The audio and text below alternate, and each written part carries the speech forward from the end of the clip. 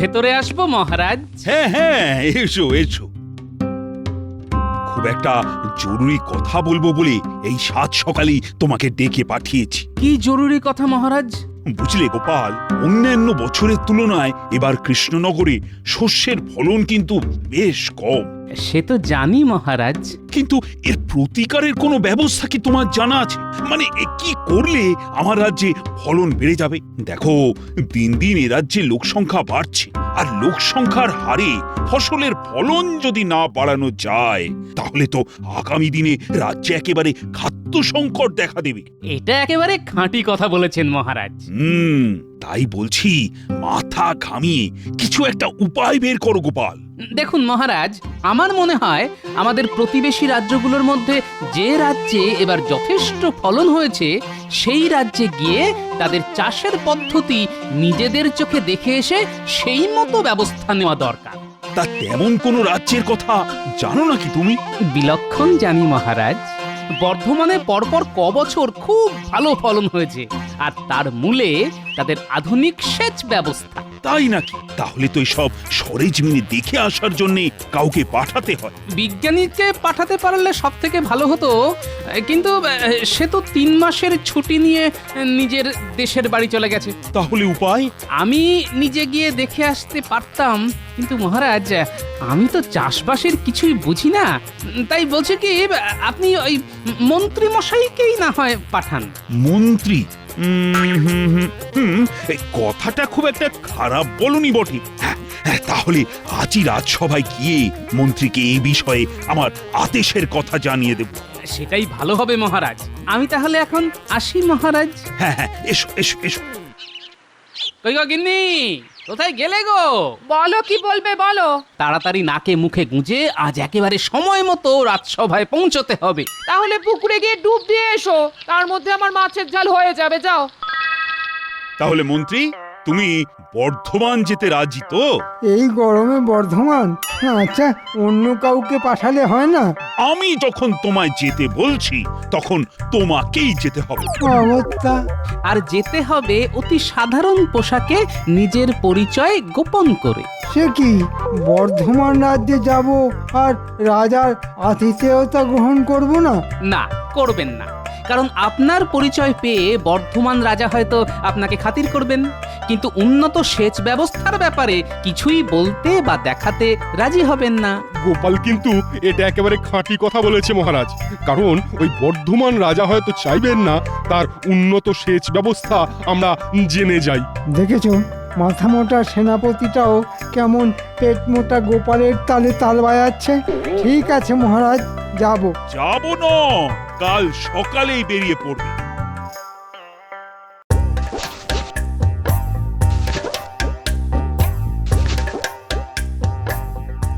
বাহ, চাষবাস তো বেশ ভালোই দেখছি।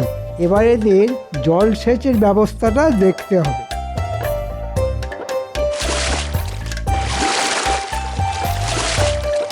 এরকম সেচ ব্যবস্থা তো আমাদের ওখানেও আছে। এই দেখার জন্যে এত গরমের মধ্যে আমাকে এখানে পাঠালো? বাবুকে যেন নতুন মনে হচ্ছে। হ্যাঁ, বেড়াতে এসেছি। আচ্ছা, তোমরা কি এভাবেই চাষের জমিতে জল দাও? হ্যাঁ বাবু। আচ্ছা, এই জলাশয়ের জল ফুরিয়ে গেলে কি করবে? তখন ডোঙায় করে জল তুলে মাঠে দেবে কি করে? ওখানেই তো মজা। ভালো করে তাকিয়ে দেখুন। কি দেখতে পাচ্ছেন? জলাশয়ের ধার ঘেঁষে মাটির উঁচু পাঁচিল। ওটা আদপেই পাঁচিল নয়, ওটা আসলে একটা বাঁধ। নদীর জল, বৃষ্টির জল সব ওই বাঁধেই ধরা আছে। জলাশয়ের জল ফুরিয়ে গেলে আমরা ওই বাঁধের একটুখানি অংশ কেটে নিয়ে জলাশয়ে জল ঢুকিয়ে আবার কাটা অংশ বন্ধ করে দিই। বাহ, খুব আধুনিক ব্যবস্থা তো। এবার ওই যে লোকটা ডোঙা টানছে ওর সাথে কথা বলে এর কথাগুলো একটু যাচাই করে যায়। এই যে ভাই, শুনছো? এ কি দেখছি? এ তো হুবহু আমাদের সেনাপতির মতো দেখতে, শুধু গায়ের রংটা একটু চাপা। কিছু বলছেন বাবু? হ্যাঁ, মানে কি নাম তোমার? আমার আবার নাম, আমি হলাম এই জমির ক্ষেত মজুর। তবে বাবা মায়ে একটা নাম দিয়েছিল বটে, নিত্যানন্দ। নেতাই নামেই সকলে আমায় ডাকে। তা নেতাই, এই জমিতে কাজ করে দিনে কত মজুরি পাও? আগে আগে মালিক আমায় খাওয়া পড়া দেয়, আর মাসে 2 টাকা বেতন। হ্যাঁ, এতে চলে তোমার? চলে কি আর বাবু, চলে না। তবে তবে একলা মানুষ তো, তাই কোনো মতে দিন কেটে যায় আর কি।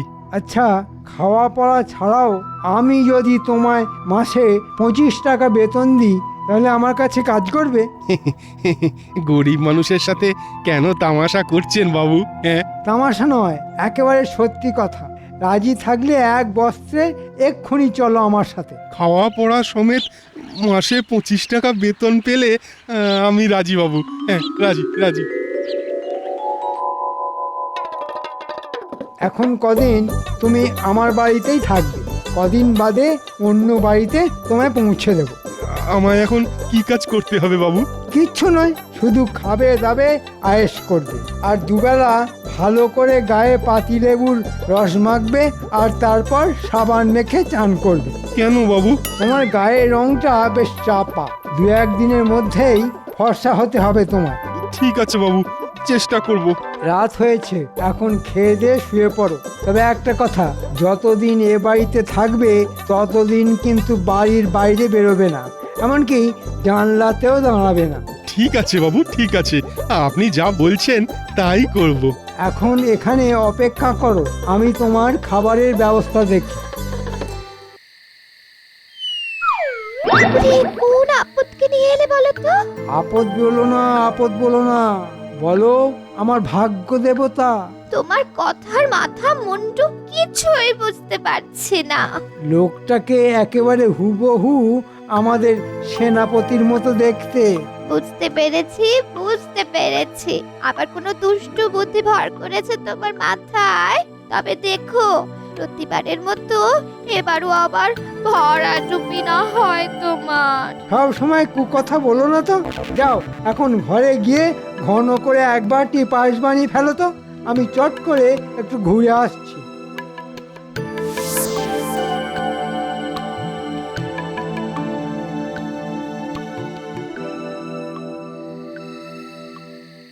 রাজবৈদ্য, ও রাজবৈদ্য! আরে মন্ত্রী মশাই, আপনি বর্ধমান থেকে কবে ফিরলেন? আজই।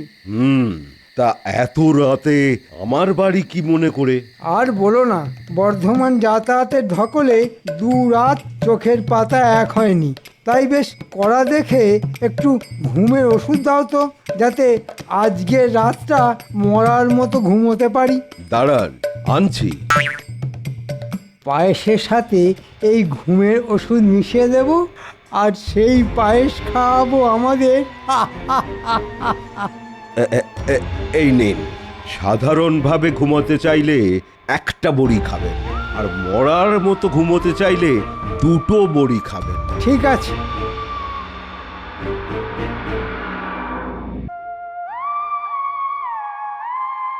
সেনাপতি, ও সেনাপতি, ঘুমিয়ে পড়েছো নাকি? যাই যাই। আরে মন্ত্রী মশাই যে বর্ধমান থেকে ফিরে এসেছেন? হ্যাঁ গো, এই একটু আগেই ফিরে এসেছি। তা এত রাতে আমার বাড়িতে? বুঝলে ভাই, বর্ধমানের একটা মিষ্টির দোকান থেকে পায়েস কিনে খেলাম। আহা, কি তার স্বাদ! তা সেই গল্প শোনাবার জন্যই বুঝি এত রাতে আমার বাড়িতে ছুটে এসেছেন? না না, গল্প শোনাতে ছুটে আসেনি। আসলে তোমাকে আমি একটু বেশি ভালোবাসি তো, তাই তোমার জন্য এক বাটি নিয়ে এসেছি। এই নাও, তুমি আর তোমার বউ খেও। কদিন হলো আমার বউ বাপের বাড়ি গেছে। আহা, তাহলে তো ময়দান ফাঁকা। তাই নাকি? বাপের বাড়ি? তাহলে তুমি একলাই খেও, তবে এখনই খেয়ে নিও, না হলে আবার খারাপ হয়ে যাবে। ঠিক আছে ঠিক আছে, এখনই খেয়ে নেব। আমি তাহলে এখন আসি ভাই। হ্যাঁ হ্যাঁ, আসুন আসুন। আহ, কি ভালো খেতে! ওফ!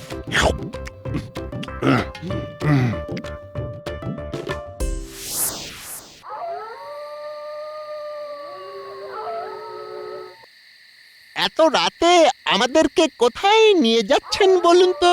আরে বাবা, এই সামনেই সামান্য একটা কাজ করে দিবি, আর তোদের পাওনা নিয়ে চলে যাবি। ব্যাস মিটে গেল।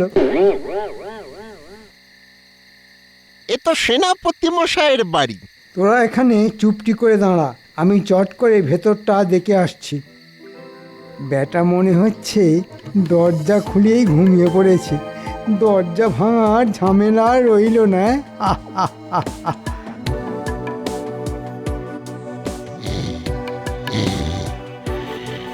ব্যাটা তো দেখছি ঘুমিয়ে কাদা। সেনাপতি, ও সেনাপতি, সেনাপতি মরার মতো ঘুমোচ্ছে। বাহ, ওষুধে জবর কাজ হয়েছে দেখছি। আয় আয় বটা ঘটা আয়, সেনাপতি ব্যাটাকে চ্যাংদোলা করে তুলে মন্দিরে নিয়ে চল। তারপর ওখানে গিয়ে ব্যাটার হাত পা বেঁধে ফেলতে হবে। দাঁড়া, সেনাপতির কিছু পোশাক সঙ্গে করে নিয়ে নি, এগুলো কাজে লাগবে।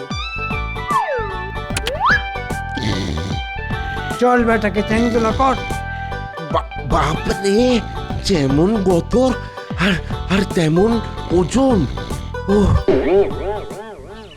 দেখুন বাবু দেখুন, আপনার দেওয়া এই পোশাকে আমাকে কেমন মানিয়েছে। খুব ভালো, তবে এখন থেকে আর আমাকে বাবু বলবে না, বলবে মন্ত্রী মশাই। মন্ত্রীমশাই বলবো? হ্যাঁ, মন্ত্রী মশাই। আর এখন থেকে তুমি হচ্ছ কৃষ্ণনগরের সেনাপতি। সেনাপতি? কিন্তু কিন্তু আমি তো যুদ্ধ জানি না। ওসব জানতে হবে না, শুধু আমি যা যা বলবো তাই করবে। আর আমাদের রাজসভায় গোপাল বলে একটা টেকো বজ্জাত আছে, তার সঙ্গে একটাও কথা বলবে না। এরপর আমি তোমাকে ধীরে ধীরে সব কিছু শিখিয়ে দেব। চলো, তোমাকে এখন তোমার নিজের বাড়ি নিয়ে যাব। আমি রাজসভায় যাব না? যাবে, তবে কদিন পর।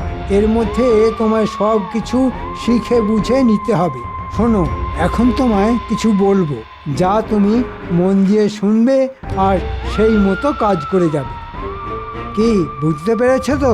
সে তো পেরেছি, কিন্তু আমি গরিব মানুষ বাবু, তাই তাই আমার যে খুব ভয় করছে বাবু। ভয় করছে? হ্যাঁ,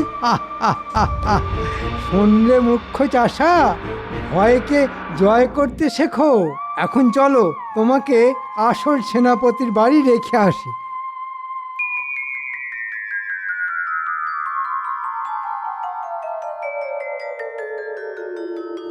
এই রে, এই যে গোপাল, এজন্যই বলে যেখানে বাঘের ভয় সেখানে সন্ধে হয়। চলো চলো, পা চালিয়ে আমাদের অন্য পথ দিয়ে যেতে হবে। মন্ত্রী মশাই, আরে ও মন্ত্রী মশাই, বর্ধমান থেকে কবে ফিরলেন? কাল রাতে। আমার এখন কাজ আছে। আরে দাঁড়ান দাঁড়ান,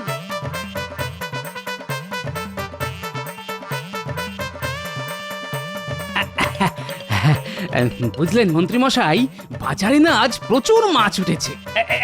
এই দেখুন দেখুন দেখুন, খুব সস্তায় পাওয়া যাচ্ছে। এই দেখুন, গোটা একটা কিনে ফেললাম। যান, আপনিও গিয়ে কিনে আনুন। বিটকেল বুড়ো, তোমার কপালে আগুন। আমার এখন সেনাপতির সঙ্গে অন্য কাজ আছে। তা সেনাপতি, একদিনেই তোমার গায়ের রংটা এমন কালো হয়ে গেল কি করে? কেন? ফর্সা হওয়ার জন্য আজই তো গায়ে পাতিলেবুর রস মেখেছি, গায়ে সাবান ঘষেছি। সাবান ঘষে ফর্সা হবার বদলে তুমি তো দেখছি কালো হয়ে গেছো।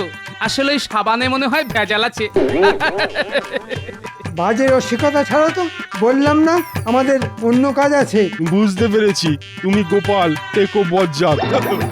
সেনাপতি, তুমিও কাজের সময় বাজে রসিকতা শুরু করলে। চলো চলো।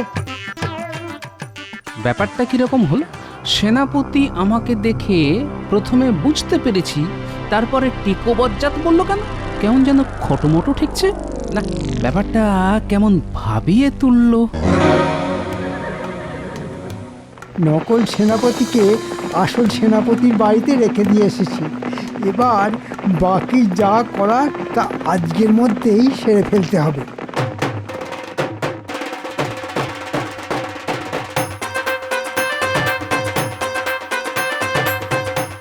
দেখ দেখ, কি সুন্দর একটা চন্দনা পাখি। তাই তো, কি সুন্দর দেখতে।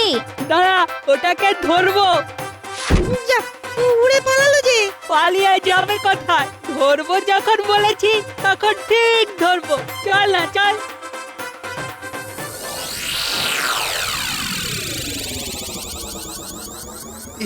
এই ভাঙা মন্দিরে আমি এলাম কি করে? হ্যাঁ, আমার হাত পা বেঁধে এখানে ফেলেই বা রাখলো কে? হ্যাঁ, কে আছো? কে আছো? আমায় উদ্ধার করো! কে আছো? বাঁচাও! যা, এ তো আবার পালালো। ছেড়ে দে গুলটে, ওকে ধরা তোর কর্ম নয়। কে কোথায় আছো? আমায় উদ্ধার করো, দয়া করে উদ্ধার করো আমায়। বাঁচাও, মন্দিরের ভেতর বাঁচাও। থেকে কার যেন গলার আওয়াজ ভেসে আসছে না? চল তো দেখি। এ কি সেনাপতি মশাই, আপনি এখানে? আমার হাত পায়ের বাঁধন খুলে দে পুঁটি। কিন্তু আপনার এই অবস্থা কে করলো? মনে হচ্ছে মন্ত্রী মশাই। দাঁড়ান দাঁড়ান, আমরা আপনার বাঁধন খুলে দিচ্ছি। গুলটে, এক ছুটতে গিয়ে গোপাল দাদুকে ডেকে নিয়ে আয়।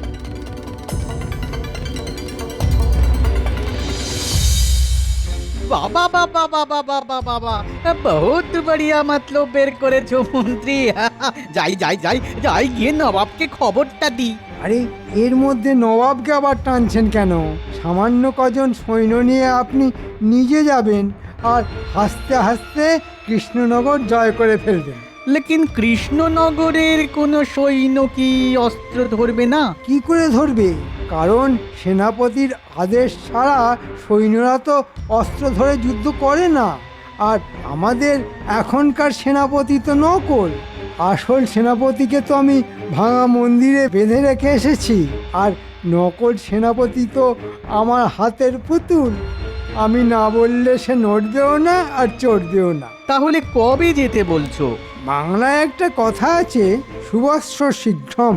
তাই কাল সকালেই আসুন, দেখবেন একবার এই জয়ের ফলে নবাব বাহাদুর খুব খুশি হয়ে আপনাকে কত ইনাম দেবেন। আর তুমি কি চাও? মানে একবার যদি কৃষ্ণনগরে রাজা হতে পারতাম। তুই রাজা হবি? হ্যাঁ, রাজা? আরে বেটা, তাহলে আমি আছি কি করতে? ঠিক ঠিক আছে ঠিক আছে, তোমাকেই রাজা করে দেবো। হ্যাঁ,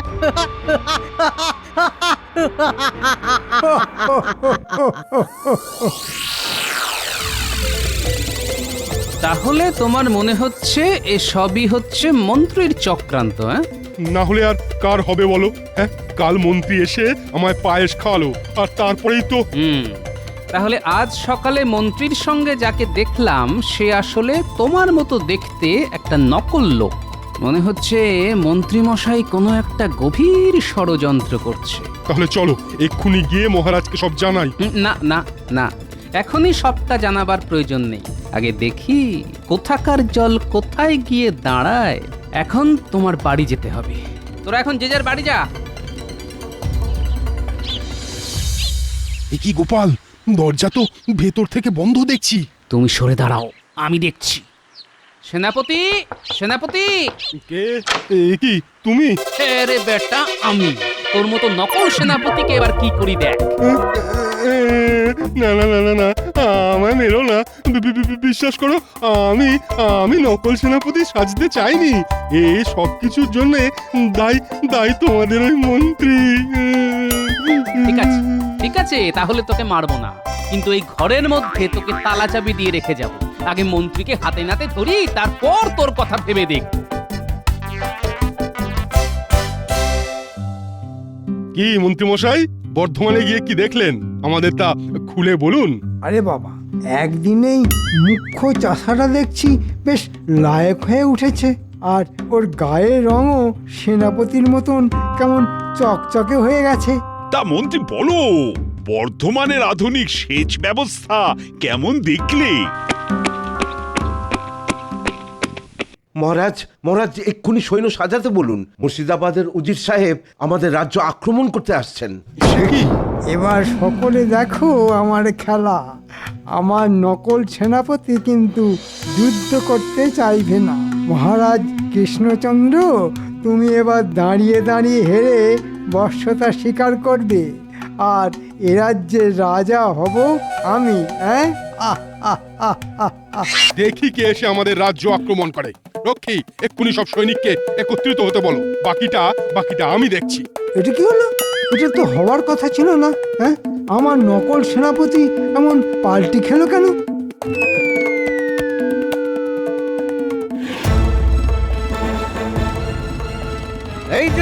এই যে কৃষ্ণচন্দ্র, হ্যাঁ, হয় আমার সঙ্গে যুদ্ধ করো, না হলে আমার হাতে ধরা দাও। এসবের মানে কি? খুব সোজা, তোমার এই রাজ্যটা আমি দখল করতে চাই। কিন্তু এ তো অন্যায়। আক্রমণ! প্রতি আক্রমণ!